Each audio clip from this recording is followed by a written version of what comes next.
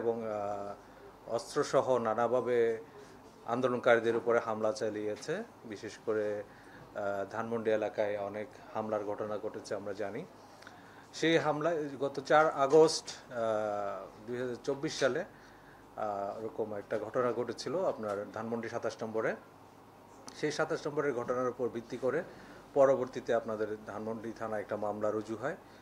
ধানমন্ডি থানার মামলা সেই মামলায় ঢাকা উত্তর সিটি কর্পোরেশনের 34 নম্বর ওয়ার্ডের যুবলীগের সহসভাপতি মোহাম্মদ শাকিল হোসেন, তাকে গত রাত্রে আমরা আনুমানিক 9:30টার সময় ধানমন্ডি থানা পুলিশ তাকে হাজারীবাগ মুক্তার হোসেন রোডের মধুবাজার এলাকার মুক্তার হোসেন রোডের বাসা থেকে তাকে গ্রেফতার করা হয় এবং তাকে যে পূর্বের যে এজাহার নামীয় আসামি সেই মামলায় তাকে গ্রেফতার দেখানো হয়।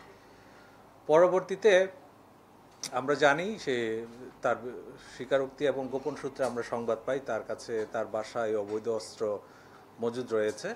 সেই সংবাদ পেয়ে আমাদের হাজারীবাগ থানা পুলিশ রাত অনুমান 10টার সময় তার বাসায় অভিযান পরিচালনা করে এবং তার বাসার 3য় তলায় ওখানে আপনার কবুতরের খাঁচার নিচে বিশেষ কায়দায় সংরক্ষিত অবস্থায় একটি রিভলভার, একটি পিস্তল এবং 2টি গুলির খোসা উদ্ধার করা হয় এবং সাথে আরও কিছু দেশীয় ধারালো ছুরি, চাপাতি এবং রামদা উদ্ধার করা হয়।